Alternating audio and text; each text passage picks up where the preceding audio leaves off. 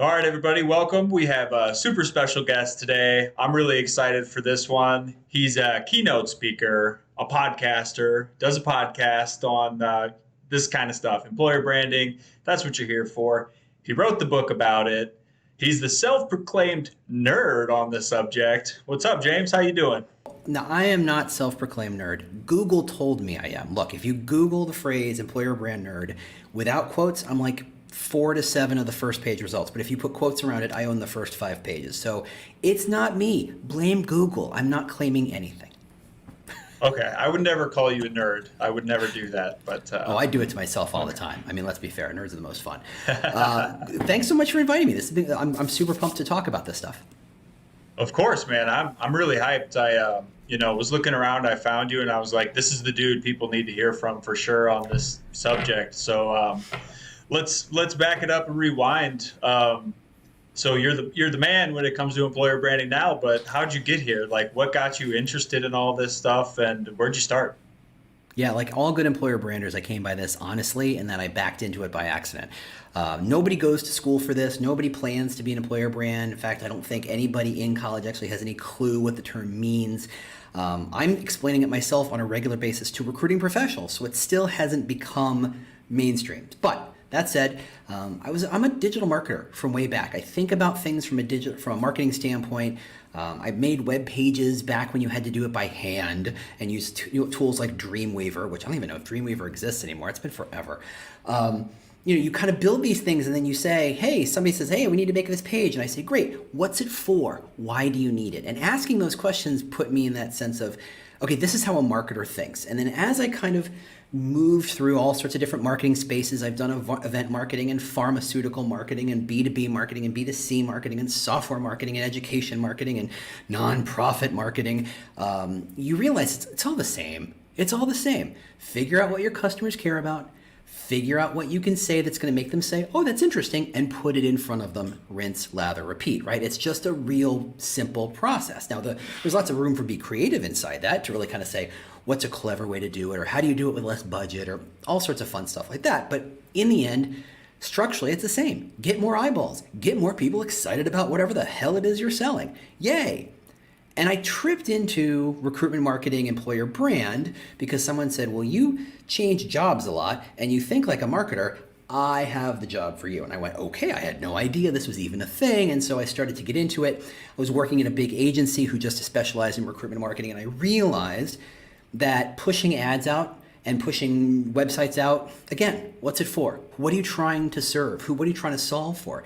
I was talking to a big box company, I won't name names, and they said, well, gosh, what can we do? Maybe we should make the button to apply bigger. And I said, look, your beep, brand name, if you remove the button, people would still find it and apply. And frankly, I think if you remove the button, the people who would find and apply are exactly who you should be talking to anyway. Making the button bigger is wrong because ultimately, more isn't better. And this is the only kind of marketing in which that is not true, which blows my mind. It's why I love employer brand, because it's the only place where more leads, more eyeballs, more conversions, more space, more share of mindset, it doesn't actually help. In fact, in a lot of ways, it hurts you.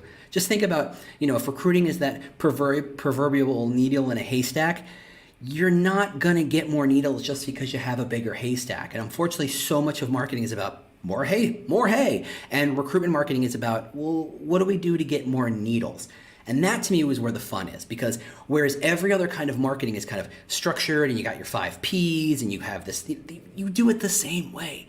Employer brand is still being figured out because we're not in a quantity model, we're in a quality model. And because of that, you're rewriting all the rules and the rules haven't been established yet. So I love the fact that I get to be in an industry that's rewriting its own rules as we speak, to really kind of learn from what the Europeans did for 30 years, to take our own spin on it, to really look at how do people use the internet, how do people look for jobs, what's the psychology, what's the motivations behind that. All that stuff gets dumped into one little knot and you figure out, how do I sell the idea of this company to someone so that they say one of two things. Oh, hell yeah. Or no. And either answer is right. Either answer is a win. I want people to self-select out and say, you know what, I'm never going to be happy here. Great. I don't want to waste my time interviewing you anyway. Thank you so much and have a great time wherever you want to go. But I want people who go, oh, I'm interested, to say, I have to be a part of this. I get what they're about. I want to be a part of this bigger journey, and that's what I want to make happen. So that's really why I love Employer Brand. Yeah, that's so interesting that you say that. I think the idea of, less of a big haystack and, getting people that already will resonate, it's like you said, it's not about quantity, it's about quality, and good is good. You know what I mean? It's not more is good is good.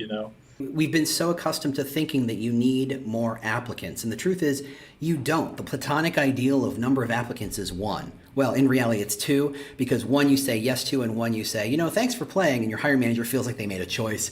But anything beyond that, it's literally wasted effort and time. So if you can remove all that, focus on, I just want to talk to one great person and say yes, that's what you're trying to do. How do you make that happen? By getting them to say yes to you, by getting them to understand what's the job, what's the company, what's the mission, why are we trying to do it, what's the culture, what's the microculture, what's the tasks every day, what all that stuff needs to be jam-packed into a very small package, and we call it an employer brand. It makes sense, and I think a lot of people would agree that that's a really smart approach to take, but I wonder, people can be lazy and people can hear that and say, well, that sounds like a lot of work. And, it is. What we're doing right now, it might be a lot of work also, but we're getting applicants and we're eventually finding that person that either works out or doesn't. So what do you say in those situations? That's the wrong approach. Yeah, that's the wrong approach. That's the thing of saying, well, look, it takes a lot of work to write a good, compelling, interesting job description or job posting, whatever you want to call it. It takes 2 hours to write a good one. And even if you're not a great writer, maybe it takes you 3 hours to think, what is this person going to do all day? What's the kind of person who's going to fit in real well? Who's going to be a value add? Who's going to be a culture add? What are the experiences I want them to have had in the past that makes them valuable to us? Yeah, it's going to take you 2 hours. Alternatively, if you take this thing out of the book or steal something off the internet or steal something off somebody else's job site, and let's be fair, you're doing that, that's going to be 10 minutes of time, but now you have to wade through 200 applications, none of whom are right. So where do you want to waste your time? Do you want to waste your time writing something compelling that maybe you can reuse over and over again? Mm-hmm. Or do you want to waste your time on the back end saying, well, everyone in the known universe has applied to this company. Now I got to figure out who's interesting to talk to. It seems like a lot of time, but it actually saves you so much time on the back end. Be compelling, be understanding, understand what you're all about, understanding what you're offering, and spell it out in a way that people go, I get it. That's not that hard. Is it more than what you're doing now? Probably. But is it really that hard? No. And it saves so much on the other side. At one point, I kind of thought that employees are the one competing to work at these places, these employment places, these companies. And now I've had the revelation that it's like, no, it's employers that are the ones competing, at least for the good talent, at least for the people who are worth competing for. And, I think people aren't doing enough. I don't think they're really owning the fact that we are actually competing. Like this is a competition to get those people. And the stuff you're talking about right now is if that's the bare minimum, you know what I mean? What do you think they're doing to attract these people?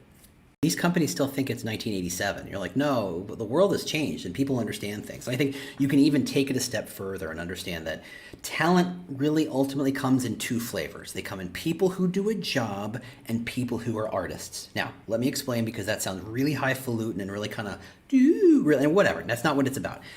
Ultimately, the person who folds the sweater at the Gap is almost certainly they're taking a job. The person who flips a burger at a major fast food restaurant, they're just doing the job. There's no artistry involved. There's no love involved. They're not passionate about burgers. They're paying a paycheck and good for them. Nothing wrong with that. But Those people are commodities. They're interchangeable cogs in a very, very big machine. Having worked at McDonald's a million years ago, I know that these places make it so that anybody with 6 minutes training can stand in front of that grill, flip things at exactly the right time, make sure that the burgers coming out are exactly the right way, exactly the same size, exactly the right amount of ketchup and mustard every single time. It's a machine built for that. So it doesn't matter who's standing in front of that grill, the burgers come out the same way.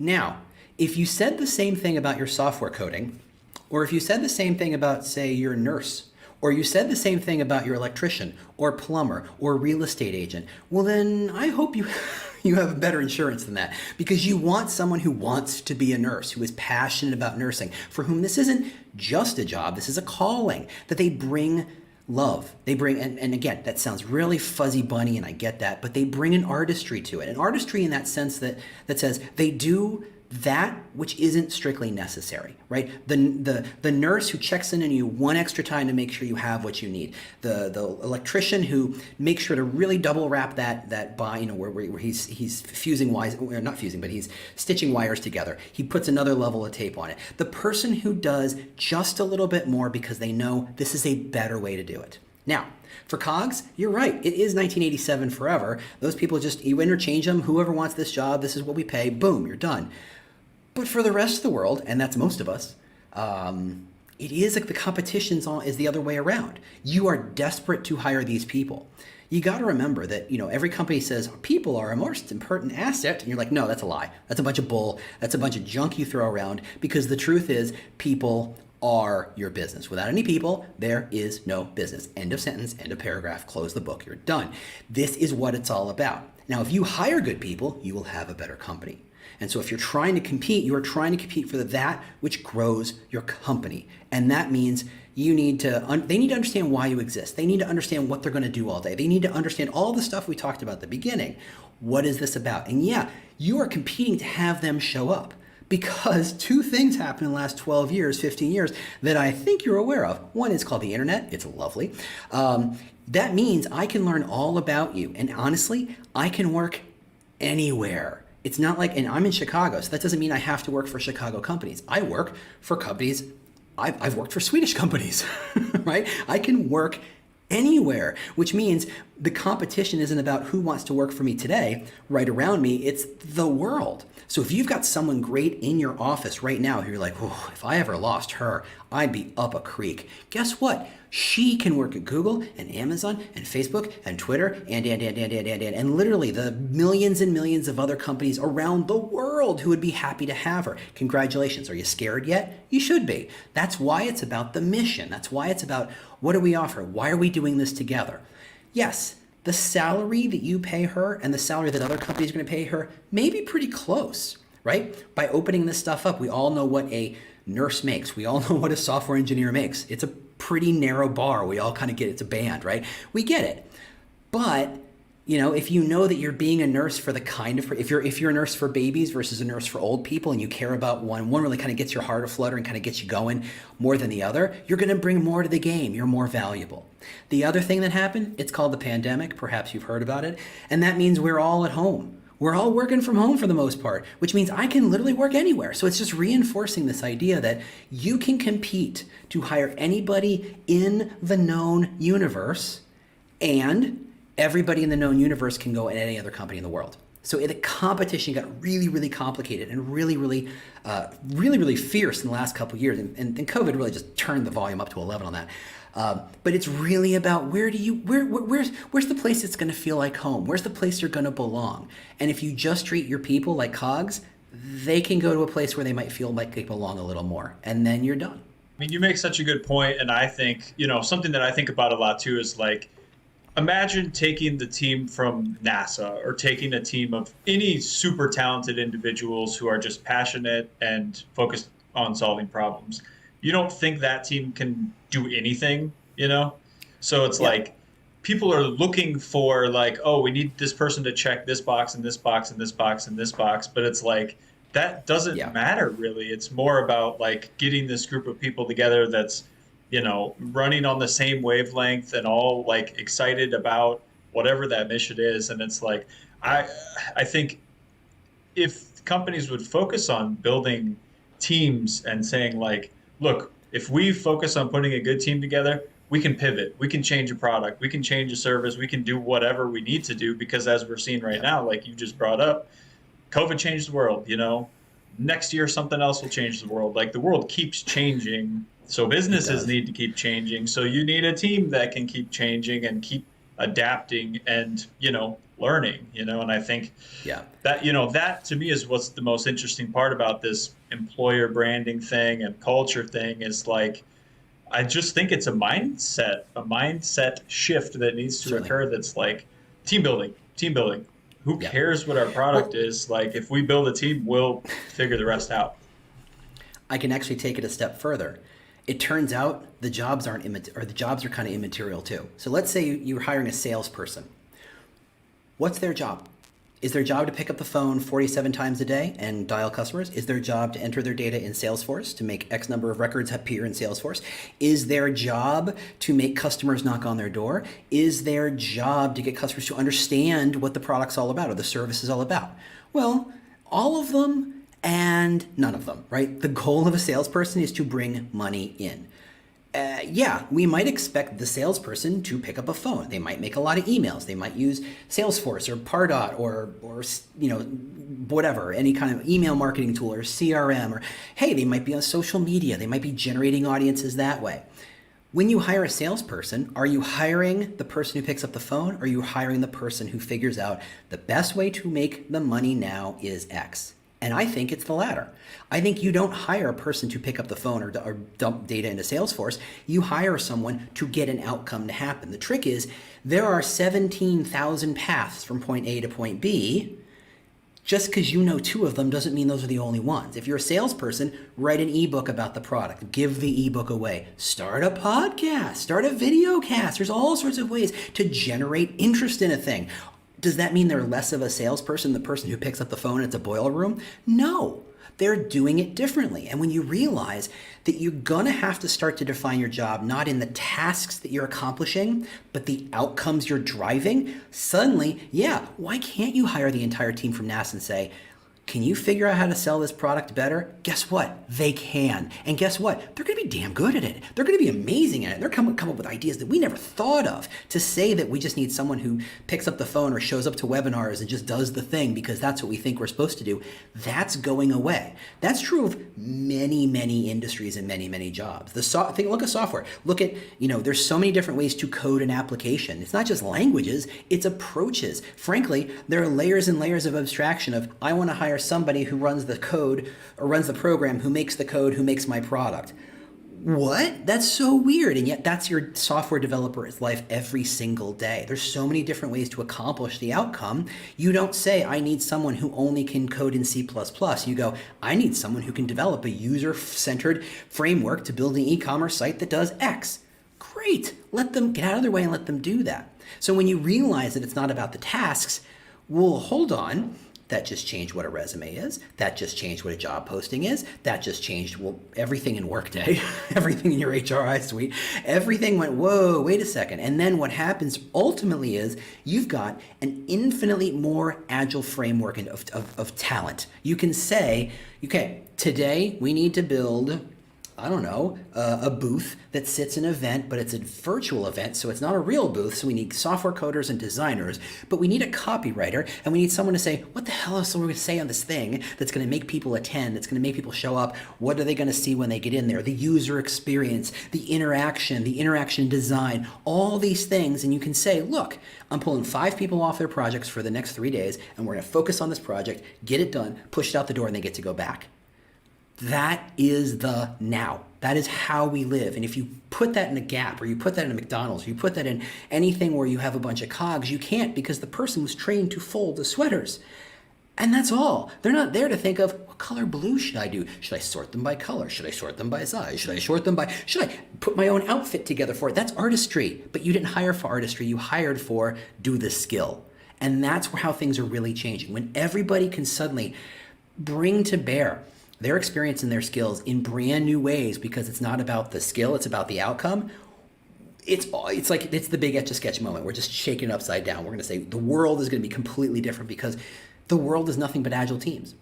Yeah, I imagine conversations like this must kind of stir up some anxiety in Oh, yeah. high level people within companies because, like, at the same time we're having this conversation, you know, these folks are thinking about like how do we systematize things more? How do we automate Mm-hmm. certain parts of the business more to be more efficient? Mm-hmm. And I mean, there's an obvious tension between those two things.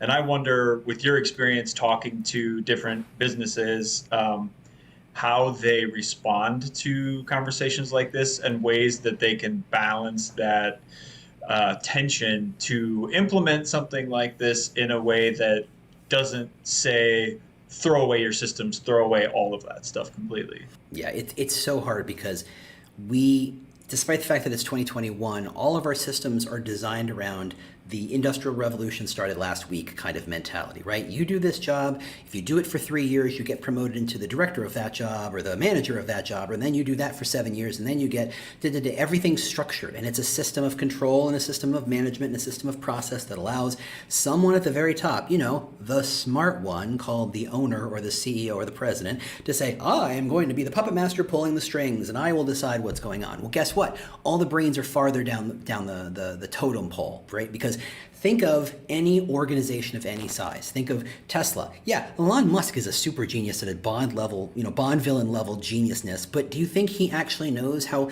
to solder the pieces together? No. There's so many more brains in the rest of that company than it's Elon. Same for Jeff, even though Jeff's on his way out over at Amazon. Jeff and I are, of course, very good friends because I can say Jeff and everybody knows what I'm talking about. That's the problem, is the brains have shifted from top to middle and to some extent a little bit to the bottom. The trick is, at the bottom, anything that is systematizable has become software. Or in Amazon's case, an actual robot, right? Very few people actually work, relatively speaking, in a warehouse in Amazon. Compare that to what was 20 years ago. Their job is to say anything that you can systematize gets rid of jobs. Now, on a macro level, that's terrifying. That means millions and millions of people out of work who don't know what to do and how to kind of make that work. And I have no answers to that. However, you have to embrace it and say, look, if it's, I used to manage people and they say, why is this job so hard? And I would say, if the job wasn't hard, I wouldn't need to hire you to do it. So all the easy problems have been solved. So that means all the only problems that are left are the really messy, ugly, sloppy, complicated, hard ones. That's what we're paid for. How does a manager kind of figure out? Well, first off is to let go a little bit, to understand that the trust and the control isn't at the very, very top. It has to be scattered throughout the entire organization. Managers truly must be able to manage. There used to be a commercial a couple years ago. It was like a kid who said, when I grow up, I'm going to rise to middle management. It was a joke, right? It was like no kid thinks about rising to middle management because middle management sucks. You're getting squeezed from both ends. Well, middle management drives every company I've ever seen. Good middle managers is the difference between a company that has a good idea and fails and a company that has a mediocre idea that succeeds because they know how to execute, because they know how to pivot and adjust. Letting your managers and your management take control and make decisions and speak upwards to say, actually, we want to drive the company in this direction. That's the future of the company. That's the future of all business, because just from a sheer statistical process, where the brains are, you let the smartest people drive the car. Well, guess what? They're all in the middle now. How you get from where we are to where they are without, blowing the company up and starting fresh, I don't know. And you see companies trying to figure out how to kind of, what's the joke? How do you jump the chasm in 2 leaps? Well, you kind of can't. You kind of have to go all in and hope for the best. And yeah, there are companies who are trying to do that. Look at Disney. Disney, who made all their money by putting little kids in little hats and little ears and little kids and getting them to run through a park and having their parents just spew money out for churros or sodas and rides. Well, now all their money comes from Marvel and Disney, or Disney Plus and digital. The shift they're going to have to make as quick as they have to make is going to be a great example of how other companies are going to have to say, what do we want this company to be? Because again, etch a sketch, shake, shake. What do we want it to go? Where do we want it to be? And how can we quickly make it there? Because ultimately, the speed is what's going to win. The faster you can jump over to this new world, the better off you're going to be. Because otherwise, there's the Purples and the Caspers and the Harrys and the every little disrupting company says, I got a better way to do that. I can leapfrog to that spot because I don't have the overhead and I don't have the historical expectation of this is the way we've always done it, which is what kills companies. They are going to jump there first and you're toast. So the answer is you have to figure out how to make that bigger leap and take farther leaps. And that's terrifying. And to that, I have no answer. It's just guts. I think a lot of people who might be listening to this conversation don't need to be sold on the idea of employer branding. However, them being passionate about it within their company and injecting it into their company doesn't mean it's going to happen. They need to get buy-in from people above them. They need a plan to implement. And I know you work with those kinds of people in those situations all the time. So what do you do in that situation where, you want to do it and you just have to get the company to take that leap and trust the process? There is a maturity model for employer brand, and it starts off with, I don't know how to spell employer brand. And it goes on to, there's a one brand strategy. It's consumer, it's investor, it's employers, it's employees, it's all that stuff is one brand, and we just look at it in different facets. The journey from one to the other is like a Tolkien epic of, it's multiple books. It is multiple, it is the Winds of Winter level of series of books here. I'm going to totally nerd out on you. Nice. You can't, nice. you can't, I was with you on you can't that just, thank you. You can't make that jump. You have to kind of say, you have to take it step by step. And the answer is, if you're at that, we don't have an employer brand. The answer is simple. Do one thing. Pilot anything. Anything is the right answer. Glassdoor, that's the right answer. Job postings, that's the right answer. Career site, that's the right answer. Want to make a video?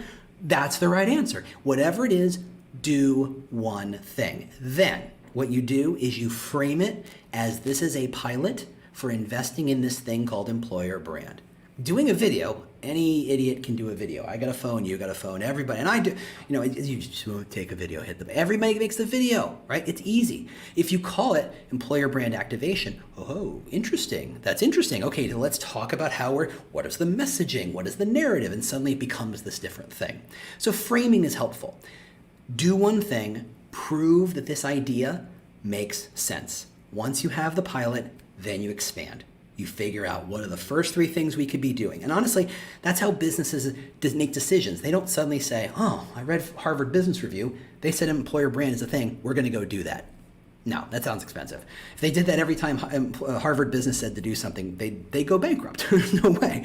So what they do is they need to pilot something.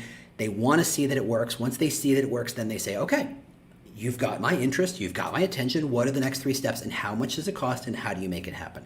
That's really how it works. If you're in that stage, it's all about formalization. This is how we're embedding employer brand to every little step of the candidate journey, how we embed it in the employee experience, how we get leadership to embrace it and be part of it, not just say, yeah, we like it, but to say, well, then you're going to be in the video where you talk about why this company is an interesting company. Oh, you mean you want my involvement? Oh, suddenly that's called buy-in, right? They're really kind of committing and doing the thing. Once you get that, then it's expanding. Okay, let's get a staff of 2. Let's get a staff of 3. Let's invest. Yeah, you want to get an agency to build your EVP? Do it. You want to do it on your own? Do it. There's plenty of ways to do it. There's no right answer, I assure you. Again, I wrote a book on it. I've worked in those agencies. I've sold those services. The reason you buy those services is because it's safer because you had an expert do it for you. The trick is the expert's coming from the outside and they may or may not have the perspective on who you are and what you're about that you have. So it is kind of a balancing act. You want to kind of say, I want it to be supported and valued. So you have to decide, is you're the company that says, we trust our people to build from in-house, or do you need to build from the outside? Either way is right.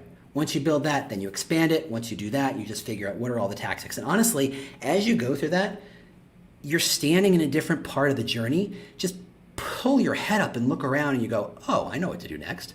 So it's so weird because it's not rocket science.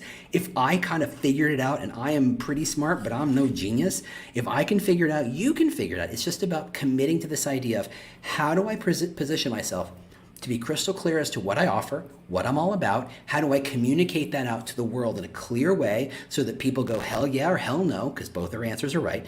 And that by itself, that mindset shift is a huge shift. But once you do it, follow the path forward. Everybody else knows how to do this. You just have to kind of go step by step by step by step. Follow your own feet in the right direction. I love the idea of just kind of like calling yourself the employee brander and, just There's no asking for certification. forgiveness later, know. Yeah, God doesn't come down and say, bing, you're an employer brander. We all kind of self-label ourselves. And I'm not just talking about me. Literally everybody who's good at this has self-labeled. So why can't you? Right. Yeah. So, okay. So you've got somebody, somebody here listening maybe is like, okay, I'm going to do this. I'm going to go take some action, start this in my office and all that kind of stuff. What are the landmines? What are the kind of mistakes you see people make right out of the gate that, they should try to avoid? There are two schools of mistakes, and they come from where you are. So if you are in marketing and you say employer brand's really interesting, the schools of mistakes you're going to mistake are all about recruiting. You don't understand how recruiters think. You don't understand what the recruiting model process looks like. For example, you want to bring in ideas and say, okay, recruiters, here's your checklist of everything I want you to do. And recruiters will look at you like you've got 17 heads in or for Mars. They will not embrace you at all. You've introduced change without any buy-in whatsoever. Thank you so much for being a part of this meeting. We're going to go get some donuts over here and talk about you. That's the biggest problem, getting recruiter buy-in. It turns out the other problem is the same, but in the other direction. If you're a recruiter and you say, I want to get into employer branding, you've got to learn marketing, which, by the way, is a whole other brain. It's not good. It's not bad. It's not hard. It's just recruiters are people. They're used to dealing with people one-on-one. They're used to listening and engaging and thinking, who is this person? What is their motivation? That's great. And it's a skill that I don't have as well as so many recruiters do. I have a systematic, strategic brain. It says, okay, times 1,000, what does that look like? How do I maneuver things? How do I position things to maximize that effort? It's a whole different brain. And if you try to do that, and you try to do it right, that means engaging with other teams outside of recruiting, and one of which is marketing. And marketing will look at you like you have 17 heads and you're from Mars because you don't know anything about marketing, you silly recruiter person. Go step away. We're going to go over here and eat donuts and talk about you. Your goal here is to create a kind of dual citizenship, to say I am of both recruiting world and of the marketing world in equal measures for the most part. That's how you avoid the initial landmines, because without buy-in, this is just you puffing up your resume for no good reason. You need buy-in from everyone and every step. Here's the other thing I would say. No one goes into employer brand, and this should scare everybody away from this. No one goes into employer brand who isn't absolutely out of their mind. No one sane says, that's the job for me. No one says, you know what, I want a job in which I'm accountable for the employer brand, which is impacted by what the CEO does and what the product does and the customer service does and what the recruiters do and what the news says and what the stock price says and so I'm responsible for all that, but I have no authority. Who takes that job? Crazy people take that job. Only crazy people say, I want all the responsibility and none of the authority. If that hasn't scared you off, lean into it. Understand that means your employer brand is shaped by all those stakeholders and all those people, which means you need to make friends with all those people and get them to understand. It is an influence game.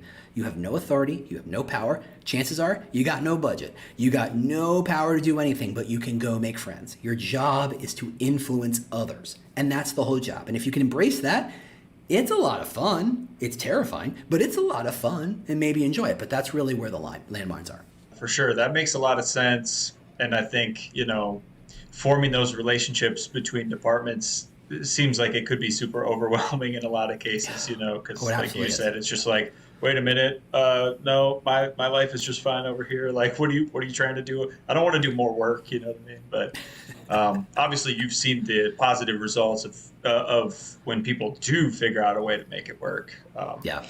So I guess that's one thing that, yeah, go ahead. I just want to kind of add one little add-on to that. And I think the thing about employer branding is when someone says we should invest in employer brand, everybody in the executive team kind of quietly reaches back and covers their wallet because they know what's about to come out is about to be very expensive.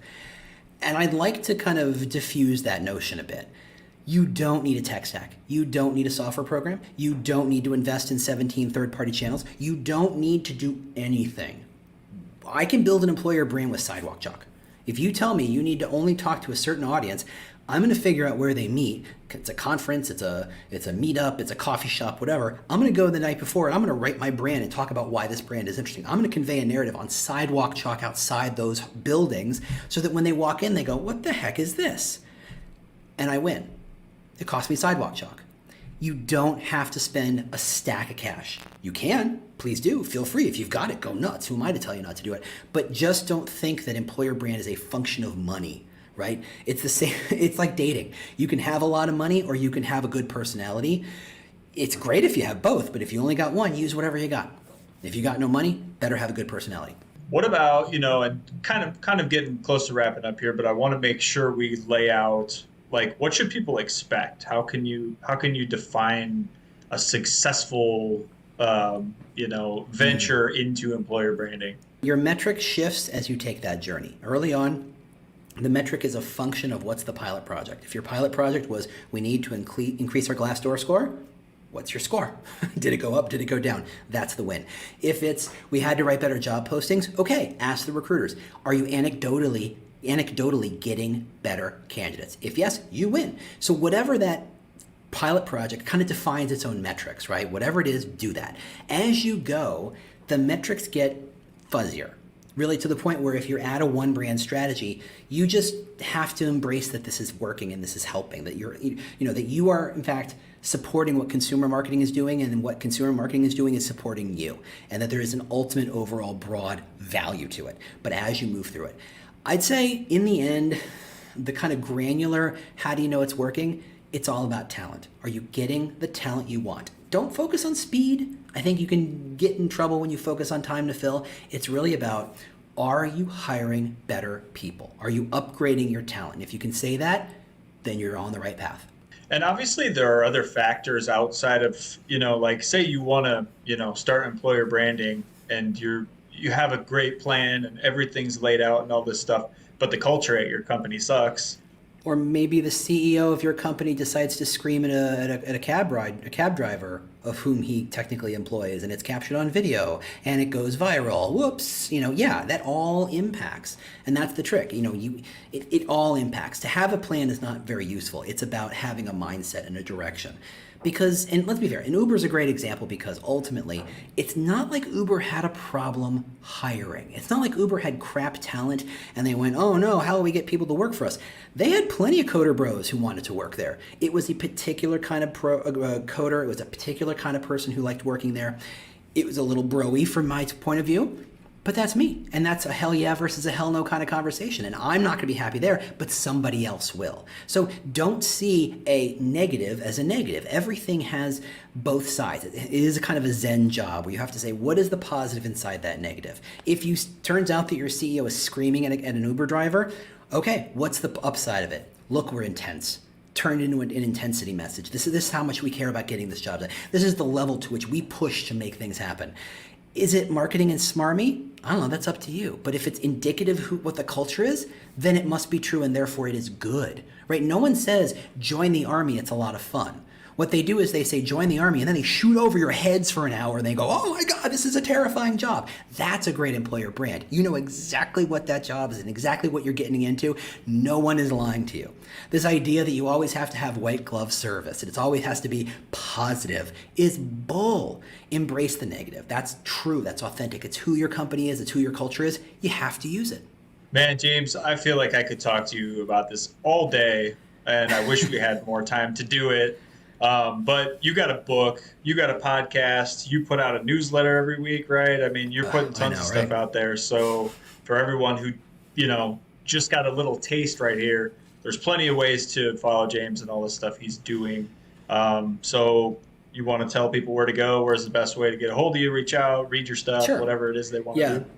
Yeah, the self-promoting link is, the book is called Talent Chooses You. It's on Amazon. I've priced it literally so I don't make a penny anymore. It's there for people. You can buy it for 99 cents digitally. Just get it. Just do it.